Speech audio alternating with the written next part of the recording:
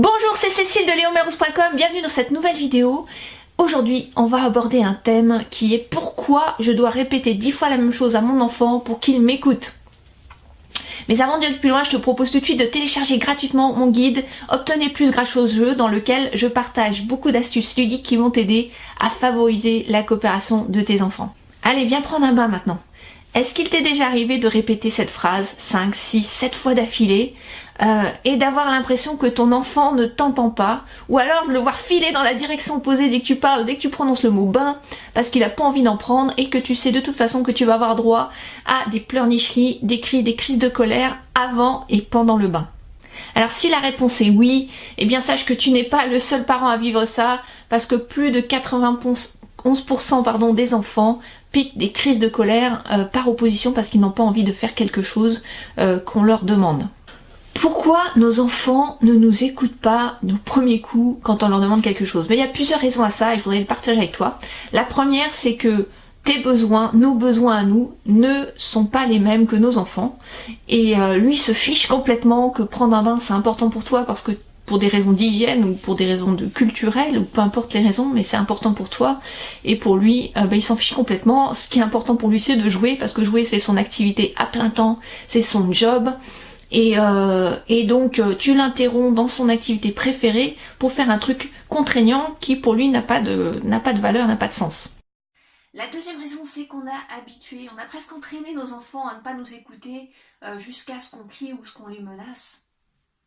Et bien évidemment, ils savent qu'ils vont pouvoir gagner quelques minutes précieuses de jeu en faisant la sourde oreille, et parfois c'est même pas volontaire, c'est presque inconscient, quand ce qu'on leur demande ne correspond pas à leur volonté ou leur souhait principal. Donc quand un enfant de 7 ans par exemple ne répond pas au bout de 4, 5, 6 fois, c'est qu'on l'a entraîné tout simplement à ne pas nous écouter.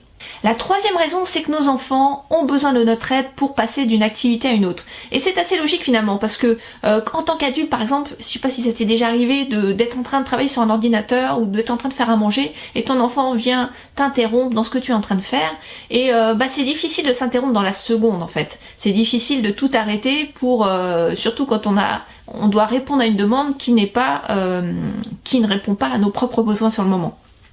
Donc c'est assez logique que nos enfants réagissent de la même façon quand on les interrompt dans leur activité ou dans leur jeu. La quatrième raison, c'est que leur cortex préfrontal, ce qui leur permet de passer d'une activité à une autre en faisant ce que l'on souhaite et de lâcher en fait ce qu'ils sont en train de faire et de prendre cette décision-là, eh bien ce cortex préfrontal il est en construction et donc ils ne sont pas vraiment capables, ou ils peuvent le faire de temps en temps, mais pas en permanence en tout cas, de switcher d'une activité à une autre pour nous faire plaisir.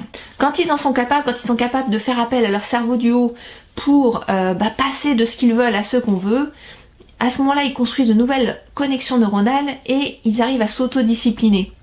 Mais ça ne fonctionne que s'ils le font volontairement, pas si on les traîne de force. Si on les traîne de force, on est dans le rapport de force et dans ce cas-là, ils vont se mettre en colère, ils vont piquer des crises de colère et donc ils ne vont pas coopérer, ils ne vont pas nous écouter. La cinquième raison, c'est qu'ils ne se sentent pas écoutés ou compris. Alors bien sûr, on peut les faire obéir en utilisant la force, qu'elle soit physique ou morale, mais si on veut qu'ils coopèrent, eh bien il va falloir qu'on les écoute et qu'ils se sentent compris. La sixième raison, c'est que nos enfants souvent se sentent déconnectés de nous, se sentent pas en lien avec nous. On a passé une longue journée séparés l'un de l'autre et le soir, quand ils rentrent à la maison, ils sont fatigués, ils ont peut-être faim. Et une fois qu'on a répondu à ces besoins, peut-être que simplement ils ont vécu des frustrations dans la journée. Peut-être qu'on s'est disputé ce matin avant de partir à l'école. Peut-être que ils ont des peurs qui n'ont pas pu exprimer. Peut-être qu'ils sont en colère contre nous parce qu'on tient leur petite soeur, leur petit frère dans les bras, et ils sont plus l'être unique à nos yeux aujourd'hui. Il peut y avoir plein de raisons qui font, ou simplement parce que c'est difficile d'être un enfant dont le cerveau encore une fois est en construction et il va falloir gérer toutes les émotions intenses que vivent nos enfants dans une journée. Donc ils se sentent déconnectés, ou on leur fait des reproches plutôt que de se rapprocher d'eux dans ces moments difficiles à gérer pour eux.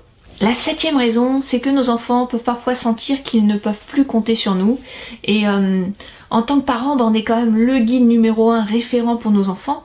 Mais s'ils sentent que s'ils ont un comportement en fait provocateur, s'ils sont sans arrêt dans l'opposition, dans la confrontation et que nous on a du mal aussi à sortir du rapport de force avec eux, au final ils vont se détacher aussi et se tourner peut-être vers leurs copains, être guidés par d'autres personnes en fait dans leur comportement parce que ils sentent que s'il y a vraiment plus de lien avec nous aussi intense qu'avant. La 8e raison, c'est que nos enfants ce sont des êtres humains comme nous et que personne n'aime être soumis à la force ou n'aime obéir. Et donc face à la force, au rapport de force, nos enfants qu'est-ce qu'ils vont faire? Soit ils vont se rebeller et avoir un comportement encore plus provocateur, soit au contraire, eh bien ils vont se taire parce qu'ils ont peur et ils vont se renfermer et au final on va encore plus s'éloigner d'eux.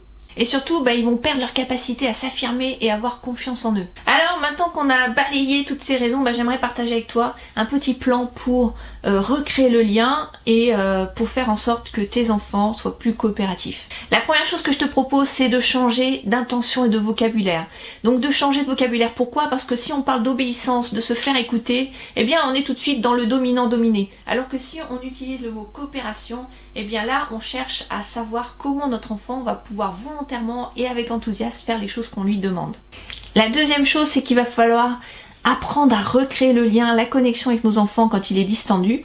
Et ce qu'on peut faire tout simplement, c'est s'intéresser à ce qu'ils sont en train de faire. S'ils sont en train de jouer par exemple avec des blocs de construction, on va leur dire ouah, elle est géniale ta tour, comment on fait pour monter jusqu'en haut? Une fois qu'on a créé ce lien et cette connexion, il est facile et beaucoup plus facile de dire à notre enfant ce qui va se passer par la suite. Et c'est bien de l'annoncer avec un petit délai si besoin. Par exemple, on peut dire Luce, tu vas aller au bain tout de suite ou dans 5 minutes? Et si elle nous dit dans 5 minutes, on va lui dire top là, tape mon 5, give me 5, moi c'est ce que je disais à Luce depuis toute petite, et on se tapait dans la main pour formaliser, pour sceller notre accord, ce qui va me permettre par la suite de pouvoir aller la voir à l'issue des 5 minutes pour lui dire maintenant c'est l'heure et de poser ma limite en douceur. Bien entendu, crier ou s'égosiller depuis l'autre bout de la maison ne sert à rien, que ce soit avant de donner des consignes ou pour rappeler en fait ce qu'on a scellé comme accord. Il suffit de s'approcher de notre enfant, de se mettre à hauteur de ses yeux, parce qu'encore une fois, on veut pas être le dominant avec le dominé qui nous regarde comme ça en levant la tête. Non, on se met à sa hauteur, donc on s'accroupit s'il le faut, on lui prend la main, et puis on va pouvoir lui dire par exemple, s'il est en train de jouer avec des petites voitures, ok, tu veux qu'on fasse la course avec les petites voitures jusqu'à la salle de bain? Et 3, on va lui proposer de choisir quel jouet par exemple il voudrait prendre pour aller au bain. On n'est pas obligé d'être un tyran pour l'inviter à aller dans le bain. C'est comme ça qu'on va enseigner à notre enfant à s'autoréguler et à nous écouter. Qu'est-ce qu'on fait s'il refuse catégoriquement d'aller prendre un bain? Dans ce cas, on va lui dire simplement ok, j'ai compris que tu ne veux absolument pas prendre un bain, tu l'as dit assez haut et fort.